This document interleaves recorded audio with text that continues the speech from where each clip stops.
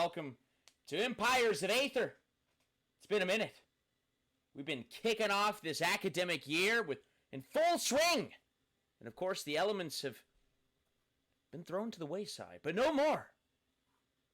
For I've been sitting in bed at night, just sleeplessly, craving the elements. The elements call to me. And as we go to dive into the next series of gameplay that is coming soon, I absolutely guarantee you, let's put some changes in. Why not? Some changes that I was devising about a month ago.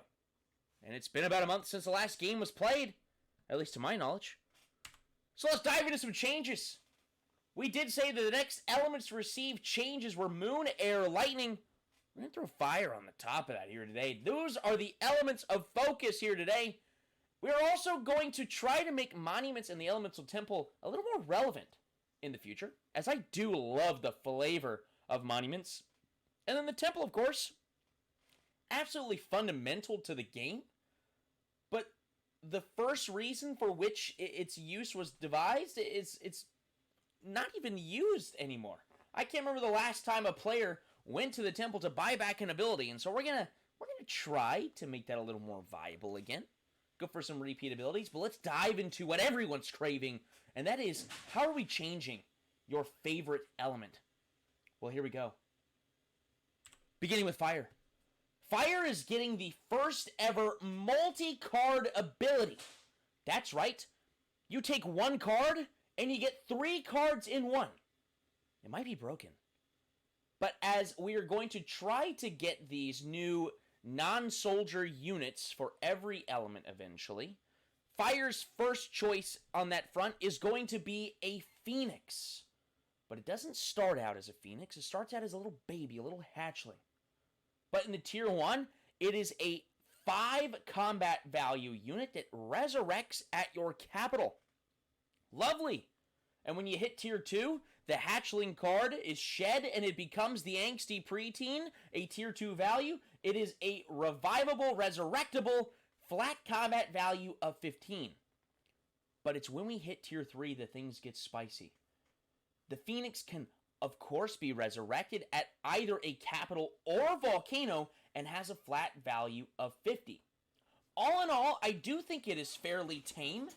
Just the flat combat value of 50 is very, very powerful. However, game breaking, I don't know. But pair it with some other abilities, and let's see what we get here. I tried to put an extra tier ability for each, but I do see the power in just taking the Phoenix abilities flat and pairing that with Battle Cry, Primitive Napalm in Tier 1, Secondary Succession in Tier 2, and then your Tier 3s can largely stay the same.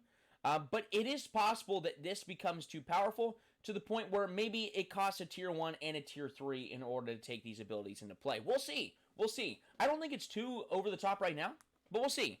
We get Emerging Flame, which is going to be a fairly aggressive one that has a new flavor text on it, preventing any general on that tile from engaging in any combat for 1 turn. I like this. Prevent some spicy blood shenanigans whenever they go into play with their double movement. Maybe they're coming from the temple courtesy of Red Shadow, or maybe they're using the double movement on the short side. Who knows? But the Emerging Flame is going to be a very, very good card to take in the blood matchup, maybe the metal matchup in particular, as we do hope to see chain metal become more relevant. It is very, very centrist on their general as well. Let's see if this can stifle that. Take Flight is going to be a Tier 3 for your Phoenix that allows your Phoenix to fly 3 tiles away and attack. Maybe eliminate an Oasis tile or some crucial resource tile. Maybe the altar for the Blood Nation. I feel like I'm really emphasizing the blood matchup here when that's not the goal of the Phoenix. The goal is just to give an extra spin on what Fire has been. Fire got nerfed recently. And hasn't really been any primary focus for any players as of late. And so let's give it some new flavor. But to the rescue, I think, is going to be the signature ability here. The Phoenix can join any defense you are involved in after advantage cards are used, so they're not stopping it. This ability can be used twice. So you can be attacked across the map and your Phoenix will come to the aid, adding that flat combat value of 50 to your defense. I think that is a stellar ability. That is going to be powerful here. But what about those moments where fire doesn't have a good secondary succession volcano stronghold? There's not enough food around it to make it really a strong choice. Well, Tinder is going to be the tier 2 option for the Phoenix abilities. It gives you some economic power. It triples the resources produced by a tile that you place it on, and also allows your Phoenix to resurrect at that tile as well. However, this card cannot be paired with secondary succession, so you can't put secondary succession on and then triple those resources. You don't triple the double, or double the triple, if you will. That would be just over the top. I would never put something so broken into the game. Let's go into lightning, which lightning is a stellar element. One of the most winningest elements in the game. So why does it need a new spin? Well, because every element's getting a new spin. And we knew that new play formats were going to be put into play for every element, and here we are. They are getting 3 different non-soldier creatures to spawn from their abilities. However, a high cost here. You're really taking away all of their previous tier 2 powerhouse ability. Because what were you doing? You were blitzkrieg warfaring, and you were taking advantage of their other early game tempo. This is not the early game lightning that you're used to seeing. Battery, Bolt, and Volt all have their own abilities for it. Batteries have some economic benefit as well as bolstering the abilities of Bolt and Volt later on in the game. Bolt is a ranged unit that chucks lightning bolts around, getting rid of some enemies coming at you. And then the Volt is going to allow you to zip around the map, moving 2 tiles a turn, and also having a flat value of 10. So I like the slow pace of Battery. I like the passive resource generation. I think it's very, very powerful, hence the fairly expensive cost.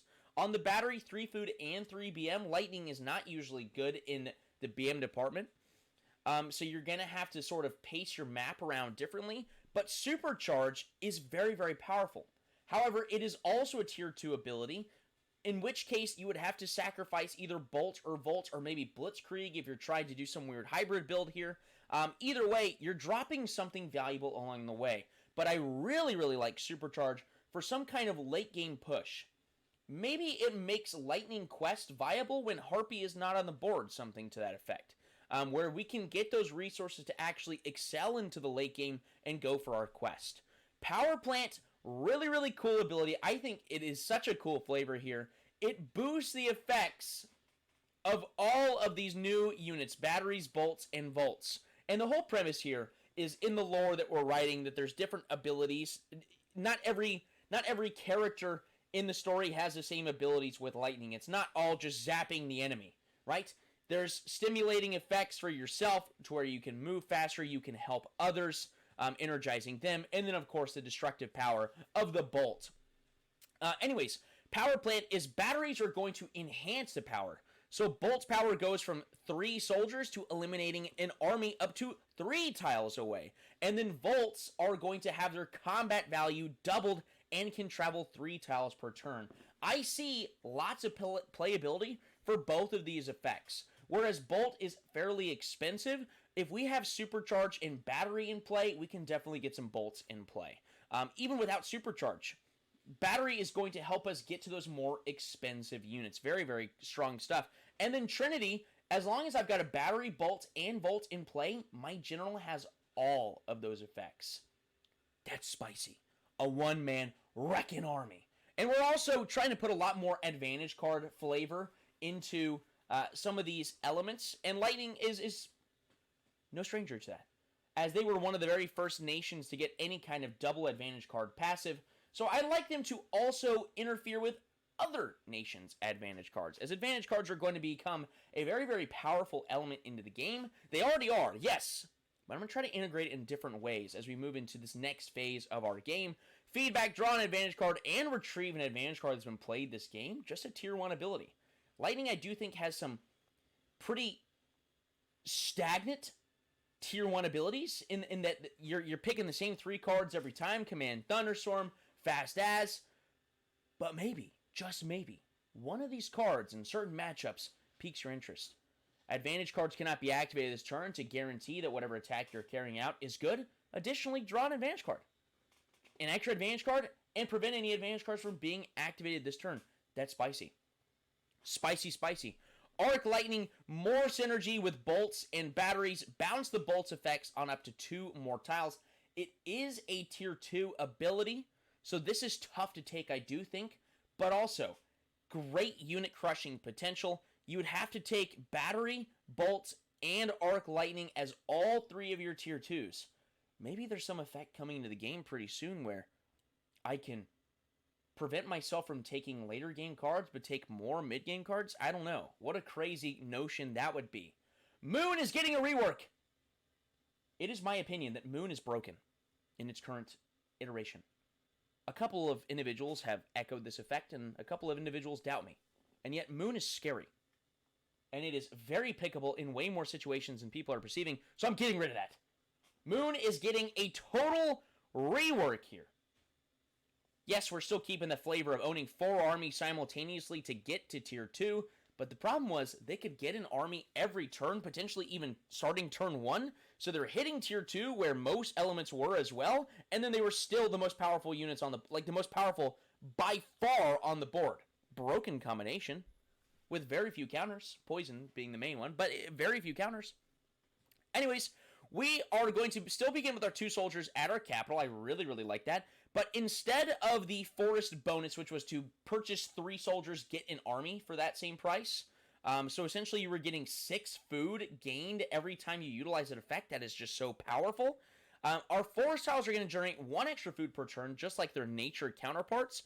But own forest tiles are going to spawn 1 soldier each turn and 2 soldiers upon purchase. So when you buy the forest, you get 2 soldiers right out of the gate. And also, they're working like those magma volcanoes, spawning 1 each turn. The only thing that I see could be an issue is the sort of spiderweb effect, in which you purchase those soldiers on that forest and it spawns those 2. What can we do with those 2 soldiers after that? There's the potential that we very swiftly add a text to this, in which those soldiers can't move the turn they are spawned, or perhaps they must stay together, or perhaps you can't buy any tiles with them, something to that effect. We'll have to see. I do see that becoming an issue in certain situations. Rallying Howl is still staying the same. I think it is a very, very important card for their early game relevance.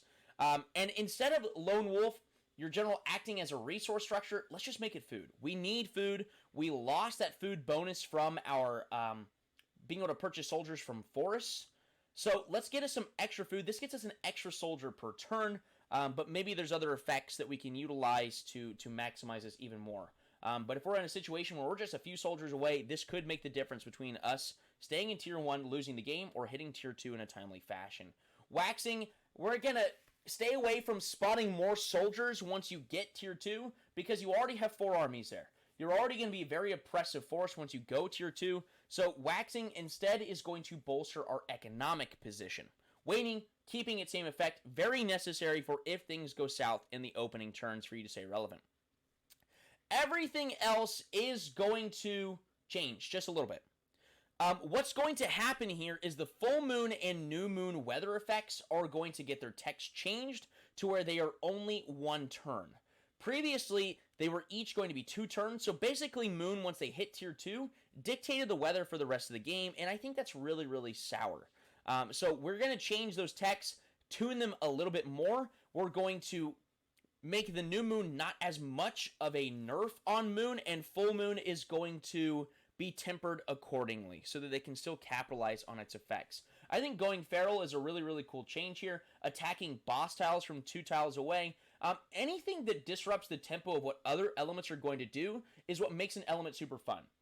So if they can't see what you're doing from across the board, if they can't see that you're going to attack a boss from 2 tiles away, I think that's really, really cool and is yet another variable that people have to consider when playing against a new element. Very, very cool. And then Thrill of the Hunt, I think really, really cool flavor. It just dictates what Moon is trying to do in the mid-game, and that is kill bosses. I really want to stay away from them using their 4 armies that they have once they hit tier 2 from attacking the enemy and use it to attack creatures on the board. So we'll see if we can actually dictate that. Full Moon Rising, we tempered its effects.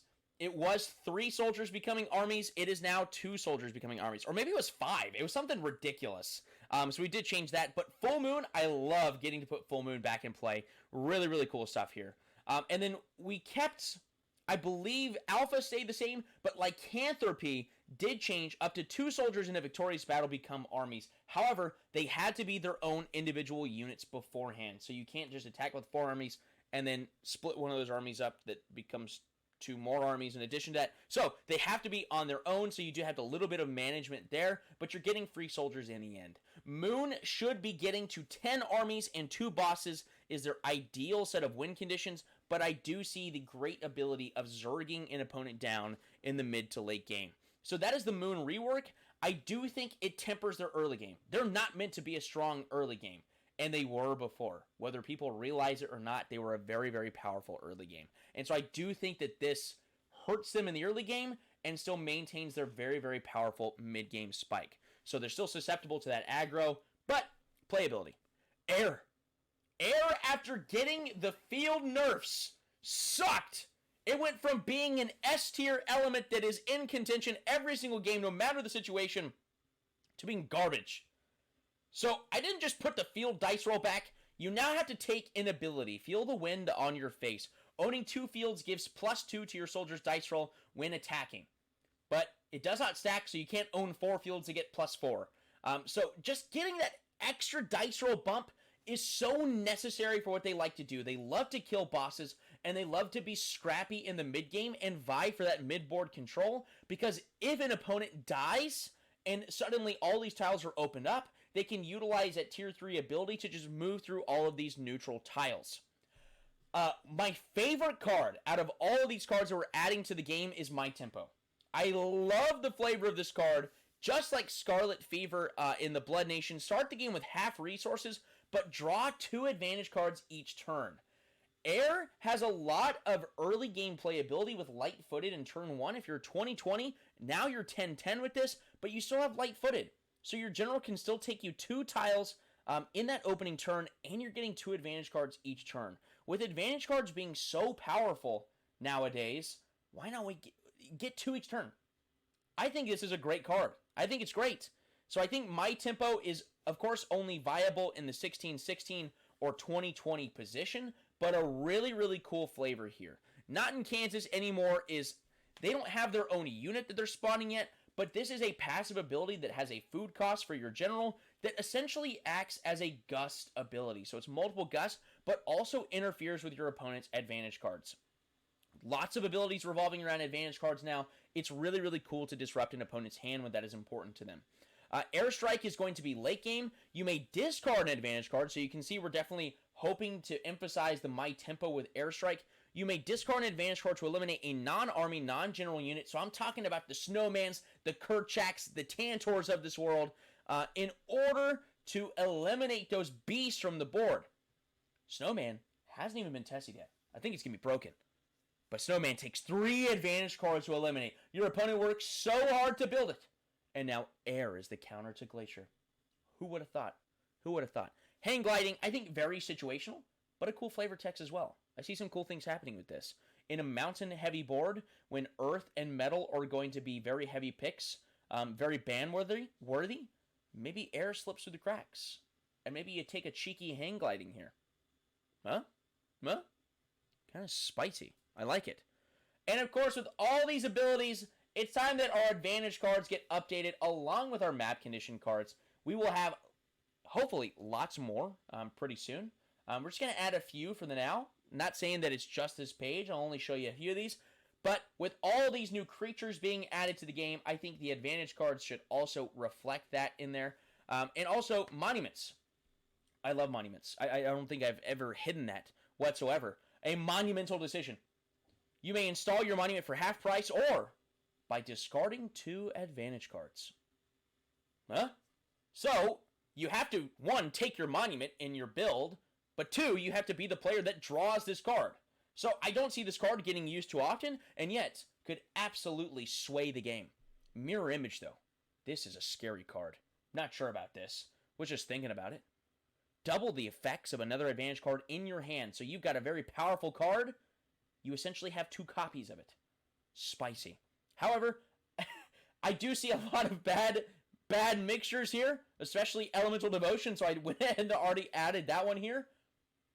Who knows? There might be other bad concoctions out there Let me know in the comments if you can foresee any spicy combos with this. But I see some good stuff and also some game-breaking stuff. We'll see. The elements are calling to all of you, and I hope you'll join us at the next table. This is Empires of Aether. See you soon.